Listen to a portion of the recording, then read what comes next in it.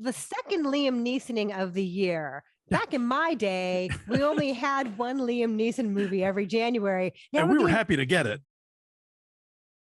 Right. Now we're getting 2 a year, and I would call it an embarrassment of riches if they were good. This most recent one is called Memory. Alonso is going to tell you all about it. Well, when you call it an embarrassment of riches, you're half right. Yeah, and I've seen all of the Liam Neeson with a gun movies, by the way, so I am qualified to judge here. Call the contract off. I don't hurt children, ever. Listen to me very carefully. The girl stays alive. You're answerable to me. So yeah, this one, he's a hitman and he's good at his job, but he is facing incipient Alzheimer's related dementia, which has already laid waste to his brother. And so he is popping pills and writing things on his arm and trying to keep track of things.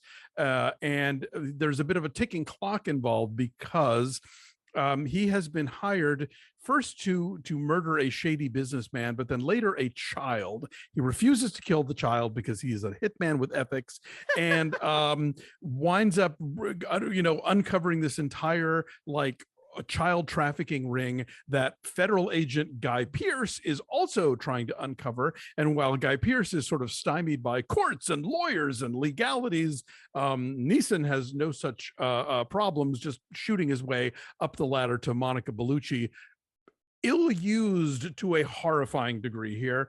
Anyway, this movie is terrible.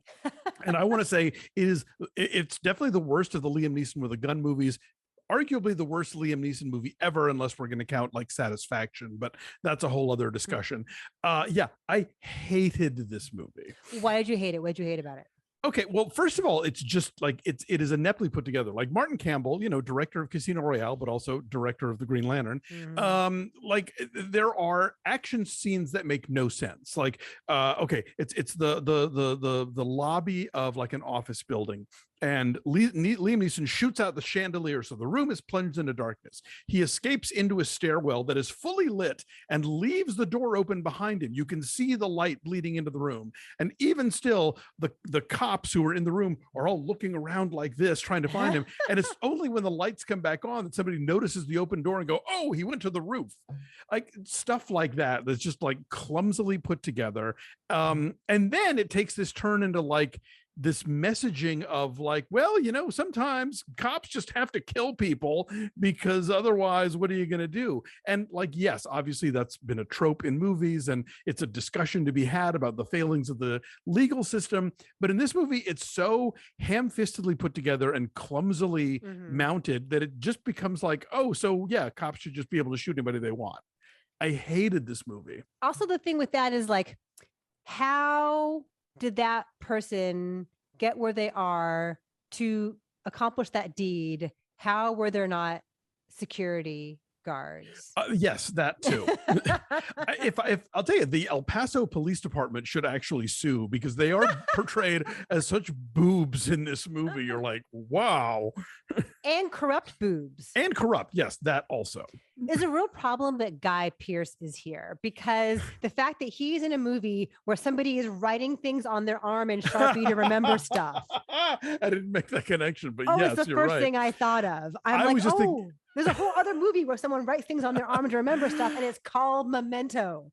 I was just thinking about how this is one of several movies I could name where Guy Pearce is grappling with a mustache and an accent at the same time, and it's it should be one or the other. Yeah, one or the other, but not both.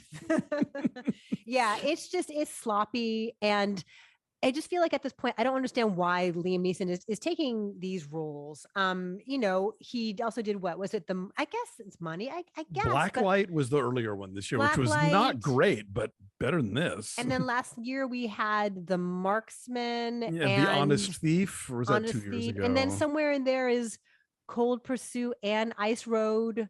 Yes. You have all the Mr. Plow movies. This is a remake of a Belgian thriller called The Memory of a Killer from 2003, which also was based on a novel, which is also based on the idea of a hitman who has Alzheimer's. And they simultaneously use that in a way that seems icky and exploitative, but then they also don't use it in a way that's interesting in terms of how does he forget who he is and how he does what he does. He's still totally functioning to be the badass killer at all times. And so the idea of him having dementia and the idea of that being debilitating, they never use it in a way that seems germane to the story. No, it winds up being this gimmick about like, oh, he's hidden this evidence, but he can't remember where he hid it, and can he find it? And it's and then eventually they just have him like stammering a bit, and that's meant to be the manifestation of his dementia. And it also is kind of wedged in. I have not seen the original film. No, me neither. I don't know if they explored that element of this character in a way that was more interesting. I mean, it's not a bad idea, but they don't in any way use it beyond like, oh, he's got dementia. And his brother has dementia. And there's like, there's certainly, I think, an interesting movie to be made about like, rich white people at the US-Mexico border who are exploiting, refugees who are trapped in a no-win situation. But, Martin Campbell is not the guy to make that movie. And it all left a bad taste in my mouth. For sure. It left no taste in my mouth. I remember no taste. So I'm saying 2. This is the first one I've given since Love, Weddings, and Other Disasters. This is a 0 for me. A 0 from Alonso. So our number is a 1. Memory is the big wide release of the week. This is in theaters. Do not go to a theater to see this. No.